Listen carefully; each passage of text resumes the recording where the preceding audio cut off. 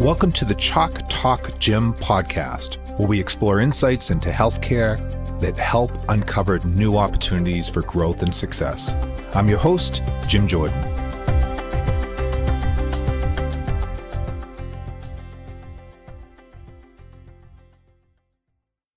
Today's guest is Leigh Brandon. He's a highly accomplished practitioner of functional medicine. And for those of you that don't know what functional medicine is, it's an approach that focuses on identifying and addressing the root causes of chronic conditions rather than just treating symptoms. He has a DSA in management studies from the University of Greenwich, as well as being a clinical nutritionalist and a certified massage therapist. Leigh brings us today a unique and well-rounded perspective of his work. Now, his personal journey is a testament to the power of his approach. For 18 years, he struggled with severe acne that persisted despite trying every conventional treatment available. It wasn't until he began exploring these underlying triggers of acne through diet and lifestyle modification that he finally found the key to healing his skin from the inside out. Now, what struck me during this conversation is the skin is the body's largest organ, and it's actually the only one we can see from the outside other than the eyes. The skin is a remarkable indicator of overall health. Changes in skin can often be the first visible signs of underlying health issues. And by paying attention to the skin and addressing its problems at their root cause, we can not only achieve clearer skin, but also promote overall health.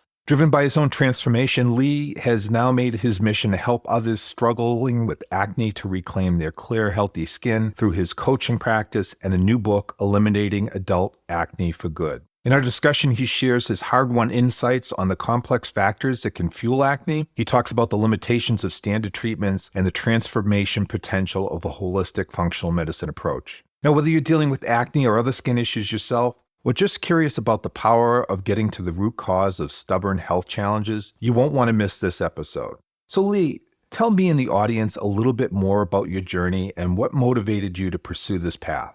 When I was 13 years old, I started getting acne, like a lot of teenagers do, and it got worse, and it got pretty bad. After a few months, my mother took me to my doctor, to my general practitioner, and he said, look, no, I know what to do. I'm going to give you this cream, acne, I'm going to give you a cleanser. It's going to solve all your problems. So I'm like, awesome, great. Finally get rid of this horrible acne on my face. So the cream he gave me, basically, it didn't really help. And in fact, my acne got worse. And not only also had quite bad side effects from the cream and the cleanser. So my skin went really dry. It would go from being extremely dry to extremely, or sometimes I'd have grease dripping off my forehead, for instance. That continued for a while. And then my mother said, I've got to take you back to the doctor because it's just getting worse. So I went back to the doctor, looked at me and he said, oh yeah, it's not clearing up, is it? What I'll do now, I cleared up. And I was like, great, problem solved. And then about 6 weeks later, it came back, and it came back with a vengeance. And for the next 18 years, every time I went back to look, it's not working. His only solution was, well, here's another antibiotic. And that 18 years, what that does to you when you take antibiotics for that long. But in terms of years, I don't know if the numbers have got worse in recent years. I guess they probably have.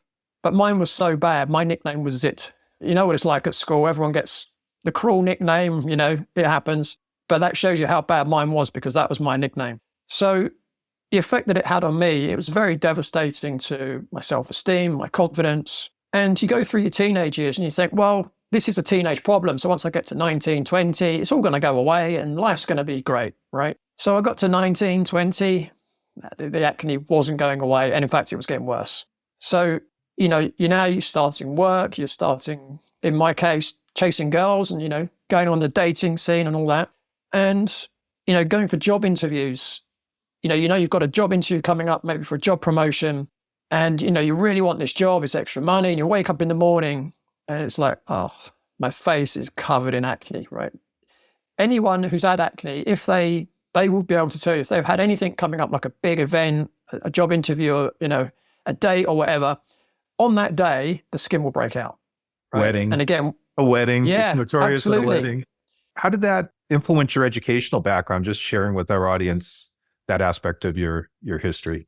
I mean, during those years, it didn't affect it at all, to be honest. I mean, I was academically reasonably good. I was in top 3% of every aspect. I was very sporty, which probably saved me mentally, actually. The fact that I was good academically, I was good at sport. If I hadn't have been good and I had the acne as well, I imagine that would have been a complete disaster. But it possibly influenced my educational background as an adult. which again, we can come on to. But what I was finding was when I went for job interviews, face full of acne, and I knew I was the best person for the job. And then they were giving it to people that were far less qualified than me, far less experienced than me. And I can't help but think that it was because of the way I looked. You know, I might have been 25, 26, 27, and they're looking at this person. I mean, I already look young. I still look young now. I mean, I'm 55, which surprises a lot of people. But imagine how young I looked when I was 25. And they're probably looking at me, seeing this spotty looking kid in front of them, applying for a high position. And they're even subconsciously, I think they're probably thinking, well, this kid's a teenager. How can he possibly do this job? You know? So it cost me a lot of money, I believe. It cost me relationships. So again, when I was in my 20s, whenever my face would be really bad, if I was in a relationship, it would end. And I have to say, I can't blame those women for ending a relationship because I don't find it attractive. So why should I expect someone else to find that attractive? And when you look at it from a evolutionary perspective, you're not going to be attracted to someone who looks like they're diseased, right? Because you want to have healthy children. So my relationships were affected. My social life was affected because sometimes, you know, and I loved going out with my friends, the pubs and clubs in my 20s. You know, my friends would be going for a night out and my face would be so bad. I would just be like, sorry, guys, I can't come out tonight. And I would sit at home and just feel depressed, you know, whilst I knew my friends were out having a great time. So it had a real detrimental effect on my mental health and my quality of life. Now, you mentioned that it influenced your educational pathway. You want to share that a little bit about your background? Yeah, so it's quite a long story, but I'll keep that relatively short as I can. So at the age of 27, I became a personal trainer. So again, I've still got acne. So can you imagine you're turning up, you're trying to teach people how to be healthy, and you've got a face full of acne. It doesn't make you feel full of confidence to start, but also makes you feel like a fraud because you're teaching other people how to get healthy, but yet you're not that vision of health. Now, it was when I was 31, and this is where my journey started of healing my acne. I was at a conference in Loughborough University in England, and there was an American guy called Paul Chek from the Chek Institute, and he was doing a lecture, and it was called Flatten Your Abs Forever. So, you know, we go in this room and we think we're going to be learning how to do crunches or these, you know, ab exercises, but it's a lecture hall. And you think, what's going on here? So anyway, so the guy starts talking, and I'd known about this guy for several years, but he starts talking, and there was a few things that really grabbed my attention. So he said, what you eat affects your hormones. Your hormones affect your skin and can cause issues like acne. And then he said, food sensitivities can also cause acne. Now, I'd been asking my medical doctor for 18 years whether diet had anything to do with acne. And he assured me every single time that it had absolutely nothing to do with acne. And there's this guy who, you know, I'd read a lot of his articles over the years, and he seemed to know what he was talking about. So anyway, after this conference, I went back home, went to see a local guy. He tested me, and he found out I actually had a candida overgrowth, which is a fungal infection, and I had several food intolerances. So he said to me, okay, the first thing I'm going to suggest you do is to stop taking those antibiotics because A, they're not working, and B, they're causing you damage. And they probably caused your fungal infection. Absolutely did, yeah. Yeah. And he said, here's a list of foods you're sensitive to. So I'm going to put you on an antifungal diet, and you also need to go on an elimination diet to cut out the foods that you're sensitive to. So I went home, and being the kind of person I am, I emptied my cupboards, threw everything away, restocked, and I followed his program to the letter. And within 2 weeks, my skin was clear. Now, what food for you was the culprit? So I remember, I've done so many tests since then, but definitely gluten and wheat, dairy. There was chili peppers, there was bell peppers, there was black pepper, there was garden peas. They're the ones I can remember off the top of my head. There were some others. But I went from having more than one breakout a week to maybe having about 4 a year after that 2 week period. So I wasn't completely acne free, but you wouldn't have said, oh, that's Leigh, that's the guy with acne, because I would only break out a few times a year. And then over the next 10 years, the number of times a year I would break out got less and less and less to the point where I just didn't really break out at all. But that initial change of diet was life-changing for me. And there is a lot more to acne than just diet, but for some people, literally just changing diet can be enough to get rid of their acne. So today, what do? You wrote a book. Tell us about the book. And then what does your organization do? What do you do to help people in this area? Yeah, so I practice functional medicine. I've studied lots of other things. I've studied nutrition. I've studied holistic dermatology. That's what I did during lockdown. So I made sure I was busy. I've studied many other things to do with exercise and manual therapies, like massage therapies, etc. But I mainly work with people that are either in chronic pain, have a skin issue or a gut issue. Now, it's quite interesting because there's quite a link between gut issues and skin issues as well. But what I do is I help people overcome a health challenge by getting to the root cause of the problem. And because of my own history with acne, I really love helping people overcome their acne issues. Because a lot of people think that there either isn't a solution to acne, that they've just got to live with it, or the only solution is a pharmaceutical solution or a topical solution. But what I've found over the years is that the topical solutions and the pharmaceutical solutions, they only aim to treat the symptom. They don't get to the root cause. And the thing that's an important message for me to get across to people is the same things that we know cause acne also cause much more serious illnesses. So whether it's obesity, diabetes, dementia, heart disease, cancer, they're the same things. So what I try and explain to people is acne is almost like your canary in the coal mine. It's your engine warning light on your car dashboard telling you that there's something wrong on the inside. Now, if you treat acne with topicals and pharmaceuticals, what you're in essence doing is you're taking a piece of black tape and covering over the engine warning light on your dashboard. You're not fixing the problem, you're just kicking the can down the road. And kicking the can down the road generally means that you're going to have a much more serious problem later on. So the book that I wrote to help people with acne is called Eliminating Adult Acne for Good. And it's basically a self-help book that people can use and go through the book step by step, almost exactly the same sequence as I would take a client one-to-one through overcoming acne. So I wrote the book because, and there's a lot of people out there that can't afford a coach. So I thought, how can I help those people who can't afford a coach? Because I've had so many people contact me, and when I speak to them, you know, they might be a janitor or a cleaner or a bellboy at a hotel. They just can't afford a coach. So I thought, how can I help those people and keep the costs down?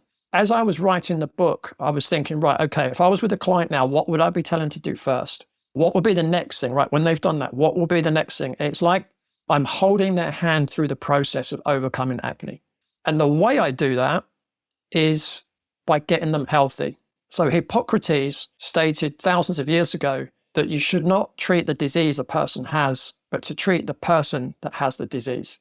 And I have a saying, and the saying is that health and disease cannot live in the same body. So if you get yourself healthy, you won't have any symptoms. And acne is a symptom of an internal problem. So I think it's interesting that, I'm dealing with some researchers on a project between Carnegie Mellon University of Pittsburgh, and it's the recognition that our body is really one system. We look at organs, we look at cells, but the reality is, you know, our body is always moving and adapting. And how do we understand that? And how do we make sure that when we're treating the acute issue that we're not impacting other issues, right? And an extreme obviously is, you know, we use radiation and chemotherapy for cancer, but we're also, you know, killing healthy cells and doing some other things. Now, obviously, from a pragmatic perspective, given the acute nature, that makes sense. But the other aspect when you talk about functional medicine is when you look at Crohn's disease and irritable bowel syndrome or some of these other things, there's a big connection between brain and gut, and a disconnect that goes on and the impact of food and influencing that. So we actually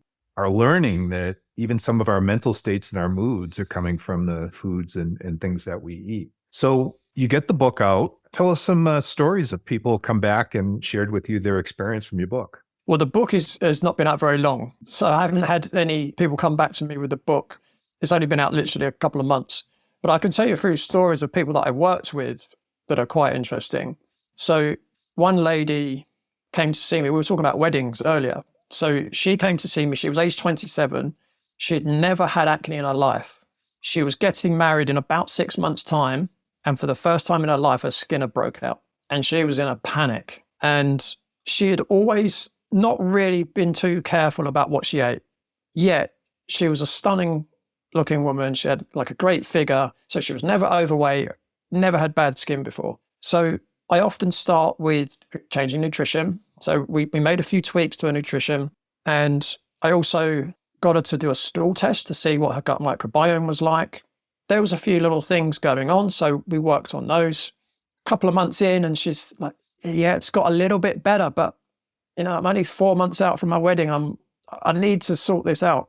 So I said, okay, let's run a toxicity test. Let's see if there's any toxins that are causing a problem. Because again, toxins can be related to acne. So one of the tests I got her to do was a blood test for heavy metals. And I was looking through the list, and no, that's normal. Mercury off the scale. Wow. So she had blood mercury levels that were way off the scale. And, when I presented her with the results, she said, well, how can that be? Like, how am I being exposed to mercury? And I said, well, the most common reason is actually people that eat a lot of fish, particularly bigger fish. And her face just froze. And she said, I've been eating tuna sandwiches or tuna salad for lunch every day for 10 years. So I said, okay, so maybe you need to swap out the tuna, or at least not have it every day. So anyway, I suggested she used a supplement called L-glutathione. So it was a liposomal L-glutathione, so it gets absorbed really well. And within a few weeks, her skin had completely cleared. That's amazing. So in your book, I think you talk about there's 4 main causes of acne. What are those? Well, technically they're not causes, and I'll explain why in a moment, but this is what the general kind of consensus is for the 4 main causes. And the first one being an excess of oil on the skin. The oil is called sebum, and it's secreted by the sebaceous glands, which live in the hair follicles, and their role is to moisturize and protect the skin and the skin barrier. So if there's too much oil being released, that can plug the hair follicle, and that can lead to blackheads, whiteheads, etc. Another one is an increase in the number of skin cells produced. So if there are as the skin cells, they come like through the layer of the skin, if you like, as they're coming up through the hair follicle, if there's more of them, again, they're more likely to plug the hair follicle. Now on the skin, like everywhere in our body, we have millions of microbes. So we have microbes that live on our skin, and they're part of, our immune system. They protect the body. They're there for a very good reason. And the downside to, if you're a microbe living on the skin, you don't have a food supply, like if you're a microbe living in the gut. Mm-hmm. Obviously, our food goes in our gut. So they generally live off the sebum, so the oil in the sebum, and the proteins from the skin cells. So when there's a blockage due to excess sebum and an excess skin cell generation, now it's party time for these microbes. They proliferate, but now they become an infection. The immune system comes in to try and deal with that. Now, when the immune system's activated, it creates inflammation, it creates redness, swelling, and pain. And that's exactly what you get with an acne lesion. So you've got excess sebum, excess skin, you've got the proliferation of the bacteria, Cutibacterium acnes, which is the one that's generally involved in acne, and then you've got the inflammation. So there are 4, I would call them mechanisms rather than causes, because the question is, well, what's causing those to happen? And this is where it gets interesting. Again, I've got a whole chapter on the book on this, but with the sebum have hormone receptors on them. And when specific hormones increase, what happens is if they reach the sebaceous glands, they stimulate the release of more sebum. So it's generally suggested that androgens are the cause of the stimulation of the sebaceous glands. Androgens are the male hormones. So testosterone is one, there's dihydrotestosterone, which is DHT. But there are lots of other hormones as well that have been shown to increase the activation of the sebaceous glands. So insulin is another one. So whenever we're eating sugary foods, the way that the body tries to balance our blood sugar is to release insulin. So you eat sugary foods, your insulin levels go up. That can potentially stimulate the sebaceous glands. So there's my first tip, is that sugary foods are one of the causes of acne. There's another hormone called insulin-like growth factor 1, and that's linked to insulin. Insulin-like growth factor 1, or IGF-1, is naturally in dairy products. So the whole purpose of dairy is to help baby mammals grow. So when we have dairy products, that also stimulates the sebaceous glands to secrete more sebum. So we've got sugary foods, we've got dairy. Now, the other thing that from a dietary point of view is that if we are eating anything toxic or anything that causes inflammation, so things like seed oils, vegetable oils, etc., cause inflammation in the body, they can increase the systemic inflammation in the body. So then rather than you might have a tiny blackhead or a tiny whitehead, you might not even see it. If there's excessive inflammation in the body, that can turn into something bigger, like a nodule or a cyst. So making sure that you're not eating foods that you're sensitive to. So remember earlier I was talking about I did a test for food sensitivities and I cut those foods out and that helps get rid of my acne. So anything that can cause inflammation in the diet, and dairy is another food that can cause inflammation for some people. And again, we're all slightly different. So food is a big issue, particularly high glycemic foods, dairy foods, and inflammatory foods. But also toxins can be an issue as well. So again, if there are toxins in the body, it's the immune system's job to try and mop them up and get them removed from the body. So again, any kind of toxin is going to increase systemic inflammation. But another issue with toxins is that if the liver becomes overworked, because the liver has multiple functions, but one of them is obviously to help detoxify toxins from the body and help get them removed. But they also remove used hormones from the body. So if the liver is trying to do too many things, another thing that can happen is that excess hormones can start circulating around the body because the liver isn't getting rid of them. And there are other hormones that have also been shown to increase sebum production. So and this is normally for females, but if a female has what's called estrogen dominance, so that could be high estrogen levels or low progesterone levels, that can also stimulate the sebaceous glands. But also the stress hormone cortisol, when it's very high, has also been shown to stimulate the sebaceous glands. So whenever we're stressed, that can also increase the likelihood of a breakout. And again, I mentioned earlier, if you've got a big event coming up, a wedding, job interview, a hot day, whatever it might be, the fact that you're stressed, you might be secreting excess cortisol. And again, that can help to stimulate the sebaceous glands secrete more sebum. So you see, it's very multifactorial acne. There are so many different reasons. And it really saddens me because I try and join in with acne social media groups and someone will say, well, I tried this, it didn't work. Oh, I tried this, it didn't work. I tried this, it didn't work. But you've got to look at it from a bigger picture. It's got to be a whole lifestyle change rather than one thing here and one thing there. So you mentioned that everybody has sort of a different skin type. How do individuals determine which foods are right for their unique skin type? Yeah, it's not so much skin type. It's what I would call metabolic type. Okay. So this is a process I take people through, if they work with me as a client, but I also do it in the book as well. And to kind of explain it in very simple terms, someone that, for instance, if they came from a family where their ancestors were from a cold climate, they would have evolved eating predominantly animal-based foods and a little bit of plant-based foods. Conversely, if someone was from an environment where there wasn't much game meats around, but they were maybe in a jungle, let's say, their ancestors would have evolved eating predominantly plant-based foods and very little animal-based foods. So that's where our metabolic type comes from. It's more from our genetics. Our environment does impact it as well. But the process I take people on, first of all, I get them to do a questionnaire that gives them a starting point.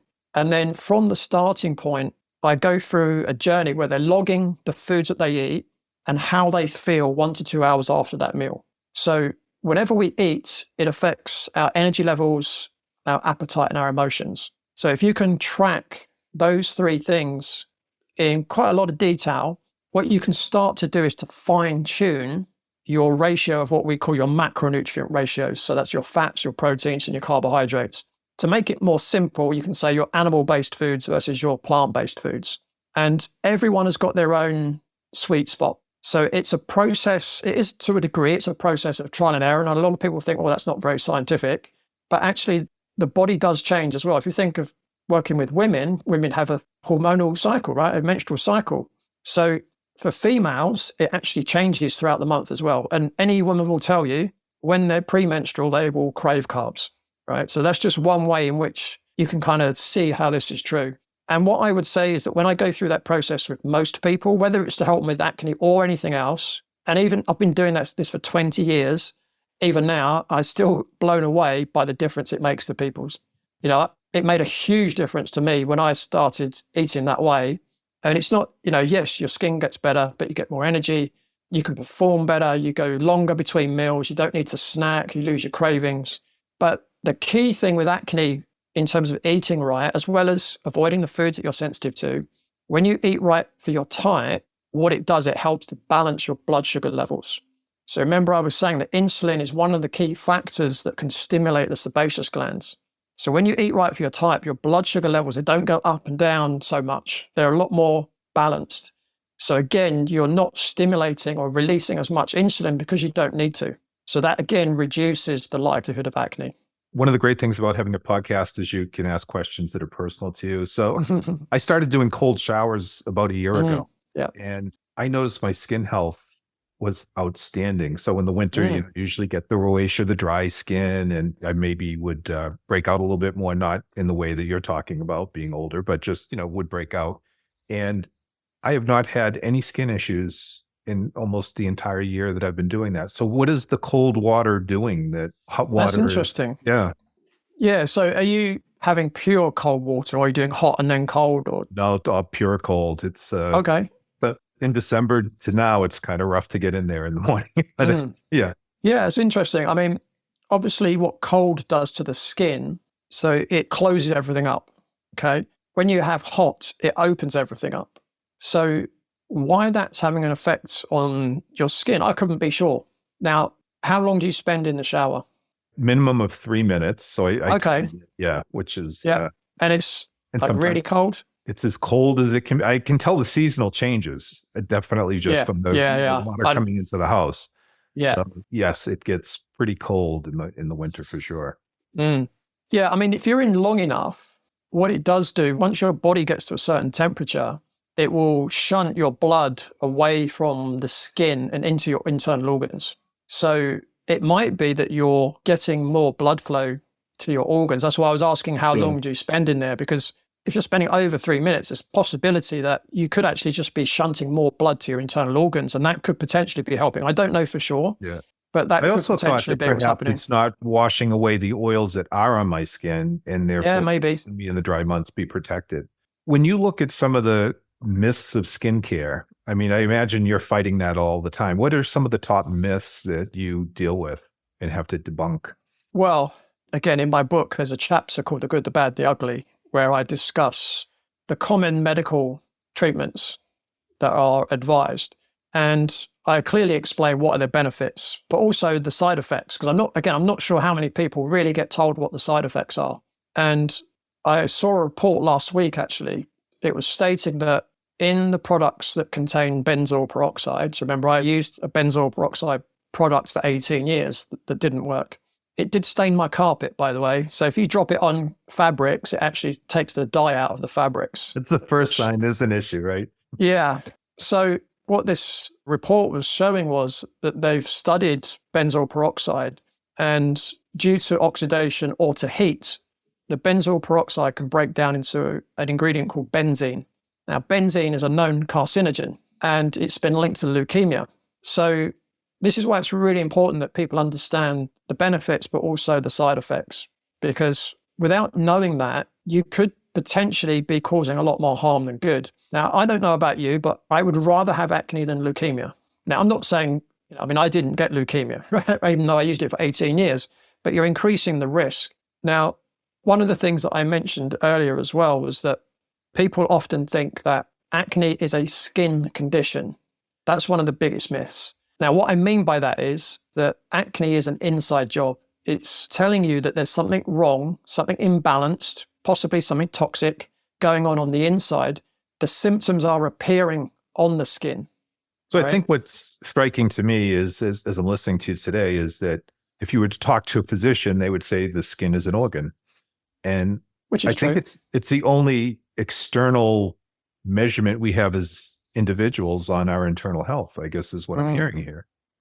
Yeah, absolutely.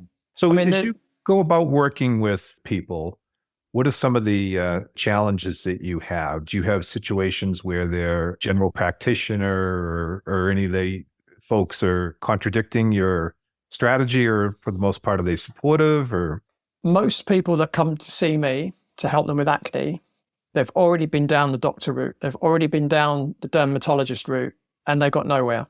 So they're at that point where that hasn't worked for them. So they're not really interested in continuing to work with the doctor anymore.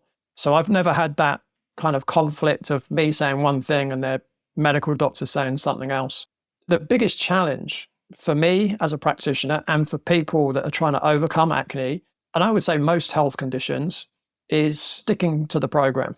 right? I can give people a program that's going to work, but if they don't do it, it's not going to work. So again, in my book, there's a whole chapter that's dedicated to mindset, because if you're not in the right mindset to start a program, and I call it a program because it's not a quick fix, it's a whole lifestyle change, and change takes energy. So the important thing is that people are really in the right frame of mind before they begin. So the first thing is understanding that there aren't quick fixes. I mean, some people may have used the product and it worked, but I imagine they're in the minority. Understand that you've got to go on a journey of education and application, and also understand there's going to be difficulties whilst you're on that program. It's never a really smooth ride. There are always going to be things that get in the way, things that bump you off course. But that's why it's important to get the mind strong first, so that A, you're going to expect these bumps in the road, but also prepare for them. Now, I've been practicing for 28 years. I've heard so many different excuses as to why people couldn't do something. So one of the things that I get people to do, and it's in my book and it's in my coaching program, is to think of all the potential situations that could come up that would mean they wouldn't be able to continue following the program, even if it's just for a day or one meal or whatever it might be. So as an example, one of the excuses I've heard in the past, so again, if I'm looking at someone's diet sheet, for instance, and I'm looking at their lunch and their reactions are awful to their lunch, you know, it didn't fill them up. They were really hungry soon afterwards. It made them feel a bit depressed. And I'll say, okay, so what happened with that meal? And they'll say, oh, well, I wasn't in control of that meal. I say, oh, okay, that's interesting. So why weren't you in control? Well, we had a meeting at work and they gave us sandwiches and yeah, that just didn't work for me. I go, okay, that's interesting. So if you were in that situation again, what could you do differently? And obviously they start thinking and they say, well, yeah, I guess I could have taken my own food in. So, okay, yeah, that would have been one. Anything else? Well, maybe I could have just popped out and got something a bit more healthy than the sandwiches they were. And so the person's coming up with their own solutions. So if they're confronted with that situation, i.e., you know, they've got a lunchtime meeting and food's being supplied, rather than say, oh, well, I haven't got any control over this situation, they've already planned ahead. So, I know what to do now. So if they knew about the meeting the day before, they could have taken something with them. Or if it was just sprung on them, they might say, right, let me just quickly run out and get something a bit more healthy than what I know they're going to give me. So when you've got those things in place, it just makes the whole process run that much smoother. And also you don't get those, you know, if you do something where, you know, it wasn't right, you know, people feel bad about it. They quite often feel guilty. So it stops that negative cycle. Because again, people often, if they go off the wagon, they get into this negative spiral downwards and they think, oh, well, I might as well have a terrible dinner as well now. And then they wake up the next day, oh, yeah, I've fallen off the wagon, you know? Well, I also think our diet is very related to also culture and environment. So I think of two situations. So, you know, every January I do dry January. And if you're out in a business situation and you're not having a drink, people make the assumption you're a former alcoholic. Mm-hmm. And I think of another story of, I was in medical device sales and marketing. So I was in an end-stage renal disease dialysis situation. And it was in the South. And there was this gentleman being lectured by a nephrologist for eating too many tomatoes. And he told the story that his wife made the most delicious tomato soup every year from their garden. And to not have that soup would be an insult to his wife. And the doctor said, you know, do you think for a moment that your wife would want you to be ill because of this? And it's just a conversation he wasn't ready to have. So I also think that a lot of these things are the house we grew up in, the food that we have, the connection of comfort. You know, mom made me this certain pie or something like that. It's extremely difficult, to your point, requires a bit of discipline. And it's about not feeling bad how other people feel about you. It's about taking control of that, which I think is part of it. So as you've gone through this journey, tell me about a time when you've had to adapt or shift your strategy quickly, because you sort of found your way through this, right? It wasn't a typical pathway that anyone would take. In what respect? How have you turned it into a business and you know, you can get your message out and you can support yourself financially? Sorry, what do you mean when you said change direction? So I've done a few startups in my day, and you know, there's some point in time when you realize you love the product, you love where you're going, but for whatever at this moment in time with this US reimbursement system, it's not going to work, right? And so you pivot to an area that's less attractive, but it makes a viable business model. Okay, yeah. So obviously, as I said back in was it 1996, I started off as a personal trainer. So I was going down that route for quite a few years.